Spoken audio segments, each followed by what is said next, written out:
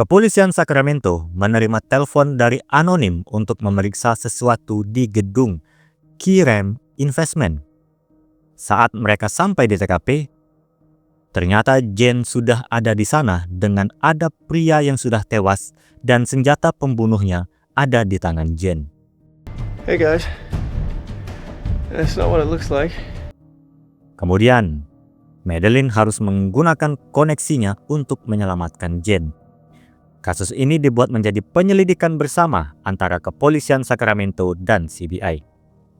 Meski begitu, Detektif Kepolisian Sacramento, Detektif Reese, akan terus mengawasi perbuatan Jane yang dianggap masih menjadi tersangka. Untuk korbannya sendiri, pria bernama Landon Weil, pemilik salah satu real estate di San Francisco. Di dalam jasnya terdapat sebuah ruby. Sebelum penyelidikan dimulai, Teresa meminta kebenaran apa yang dilakukan Jane sampai di gedung ini. Jane mengatakan adik istrinya, Danny Raskin, menghubungi untuk menyuruh ke gedung ini. I need your help.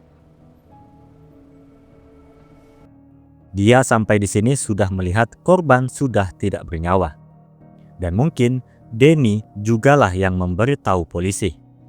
Entah karena Danny meminta bantuan Jane untuk menemukan pembunuhnya, atau justru Danny yang membunuh dan menjebak Jane untuk terhindar dari pengadilan. Untuk mencari jawabannya, Jane mengajak Teresa mencari pasar malam yang ada di kota. And you would do that for him? That's a very good question. You know if the county fair's in town? Pindah ke sisi Rick Birancho di rumah Landon Weil di San Francisco. Asisten Landon, Heather Reid, mengatakan kalau Landon tidak pernah melakukan investasi saham pada perusahaan Kirem Investment. Dan untuk Concetta, istri Landon, mereka menanyakan mengenai ruby yang ditemukan pada jas Landon. Concetta pun membuka brankas dan menemukan barang yang dicarinya sudah hilang. Oh my God, it's gone. Why would Landon take it? Ruby itu adalah salah satu bagian dari patung Aphrodite, patung Dewi Yunani, sebagai pemberian Landon kepada Concetta pada bulan madu mereka. Patung itu seharga $200.000. Kembali ke CBI sebelum berangkat mencari Danny Raskin. Van Pelt mendapatkan kalau Kirem Investment adalah perusahaan yang tidak terdaftar pada pasar bursa manapun, bahkan bukan perusahaan sungguhan. Ada 3 perusahaan yang menandatangani sewa kontrak gedung Kirem, dan semuanya terhubung dengan nama Danny Raskin. Di sini diketahui Danny mempunyai catatan kriminal yang panjang di mana bisnis penipuan mendominasi catatan itu. Show business, eh? Mungkin Landon Weil adalah target salah satu penipuan Danny. Jane sendiri tidak ingin mengatakan apa-apa sepanjang Teresa menekannya. Oh, confidence game, showbiz. It's a thin line. Kemudian Teresa dan Jane sampai di salah satu pasar malam. Diketahuilah, pasar malam adalah tempat pertama kali Jane dan istrinya bertemu. Jane dan ayahnya dulu adalah salah satu yang melakukan pertunjukan, sedangkan istri Jane, keluarganya adalah pelaku besar pasar malam. My wife, she didn't want to have any part of it. Dan untuk Danny, saat di pasar malam, dia ahli melepaskan diri. Kemampuannya setara dengan kemampuan mentalis Jane. Julukannya adalah Houdini Junior.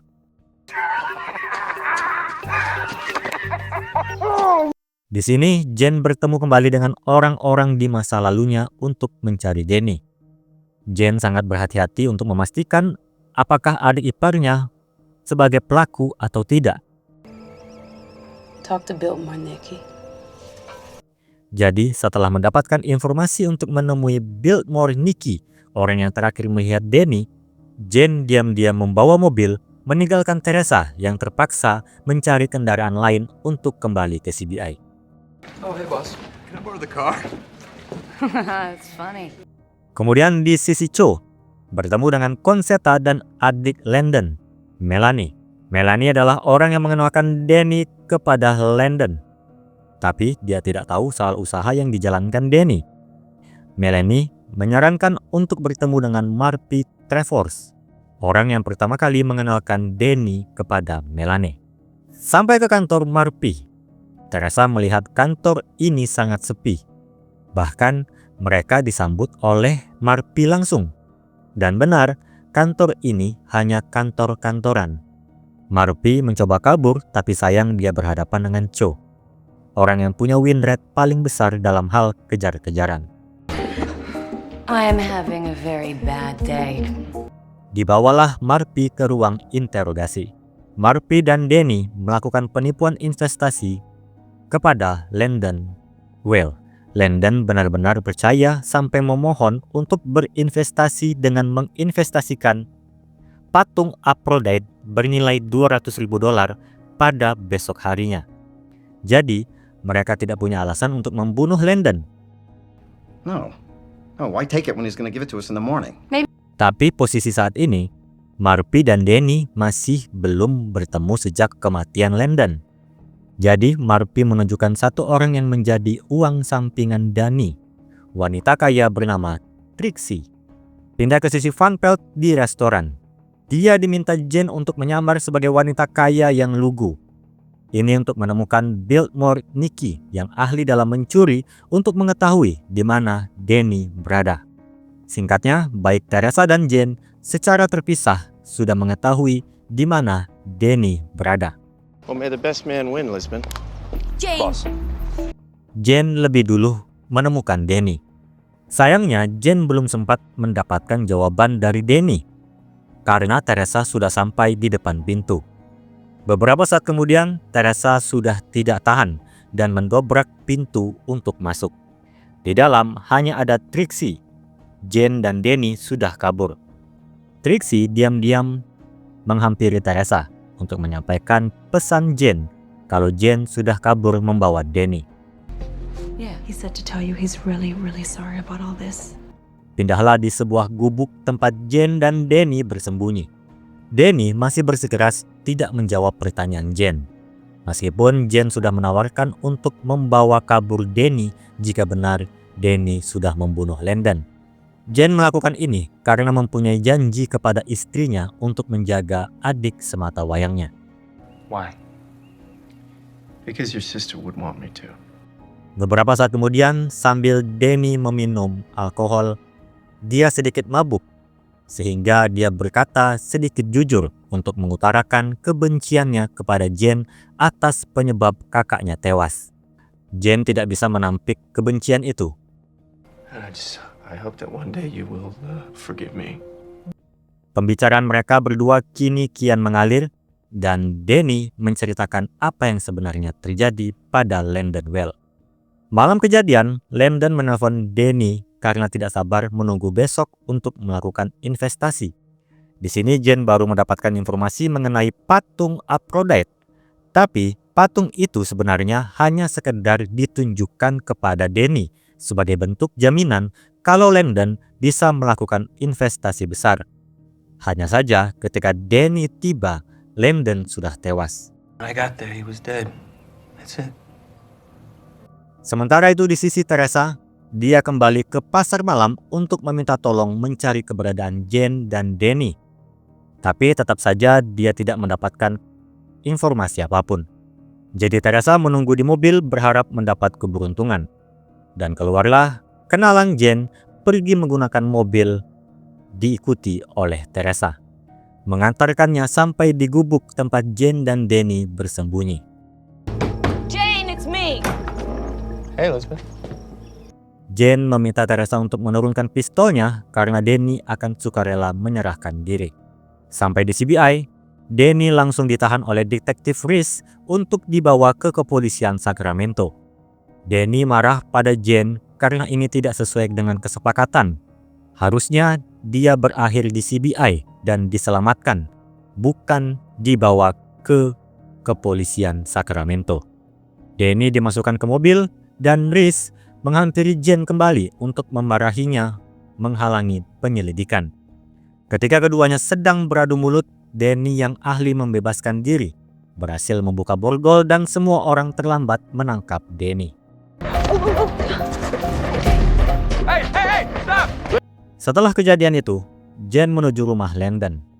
Dia ingin bertemu dengan Concetta, untuk mengatakan kalau Danny Raskin, pembunuh Landon, dan kini ingin membunuh Concetta. Concetta bingung kenapa dia juga ingin dibunuh oleh Danny. That you killed your own husband and in doing so ruined Danny Ruskin's life? Itu karena Concetta lah yang membunuh Landon Well sehingga menghancurkan hidup Danny. Bagaimana Jen tahu? Ini yang kadang-kadang agak sulit dijelaskan. Perlu diingat kalau Jen mempunyai keahlian mentalis. Dia sering mengetahui pelaku bahkan saat pertama kali bertemu, termasuk di kasus ini, tapi butuh bukti otentik untuk menyempurnakannya. Dan untuk kali ini, Jen menilai Concetta sebagai pelaku melalui kemampuan mentalisnya. Concetta memancarkan diri sebagai orang yang memiliki masalah kontrol yang mendalam bercampur dengan kecemburuan. Glaringly obvious you have deep-seated control issues mixed in with jealousy. Landon hendak kabur bersama asisten cantiknya, Heather Reid, dan Concetta mengetahui itu. Ditambah patung Aphrodite, hadiah bulan madu mereka yang hilang, menambah kecurigaan Concetta pada perselingkuhan Landon. Tapi yang tidak diketahui Concetta adalah tujuan asli Landon membawa patung itu. Being played, he was being conned by no one other than Danny Ruskin. Lalu Concetta mengikuti Landon dengan perkiraannya sendiri dan membunuh Landon dan mengambil patung itu. Jadi, patung itu akan menjadi bukti otentiknya. Hanya saja, mustahil Concetta mengaku dengan deduksi yang tidak kuat. Maka itu Jen berlari ke satu ruangan. Ketika Concetta menyuruh Jen untuk pergi, Danny muncul. Dengan penuh emosi, memarahi Jen sambil mengeluarkan pistol. Danny merasa Jen sudah menusuknya dari belakang. Dengan emosinya, tanpa sadar memantik pistolnya dan Jen tertembak. Danny yang mengecek kalau Jen sudah mati, mulai melampiaskan emosinya kepada Concetta. Concetta yang posisinya tersudut mencoba menawarkan Danny dengan patung Aphrodite untuk mengampuni nyawanya. Dan akhirnya bukti otentik berhasil ditemukan. Semua rencana itu sudah dimulai sejak Danny ditemukan Teresa di persembunyiannya. Trik yang rumit ini bukan hanya untuk menemukan bukti otentik perbuatan Concetta, tapi Jen sekaligus membuat kondisi untuk menyelamatkan adik iparnya. Meskipun Danny tidak bersalah, tapi Danny tidak bisa terhindar dari kasus penipuan investasi. Untungnya, Teresa bukan unit yang mengurusi penipuan. Dan untuk kali ini, dia mengikuti permintaan Jen untuk membiarkan Danny Raskin kabur untuk tidak berakhir di penjara. Kasus selesai. Thank you, Lisbeth. I can't hear anything. Scene penutup, Jen dan Danny bertemu kembali untuk terakhir kali sebelum Danny kabur ke luar negeri. Mereka mengunjungi pemakaman istri dan putri Jen. Ini juga sekaligus pertama kalinya ditunjukkan nama dari istri Patrick Jen, Angela Raskin Jen, dan putrinya Charlotte Ann Jen.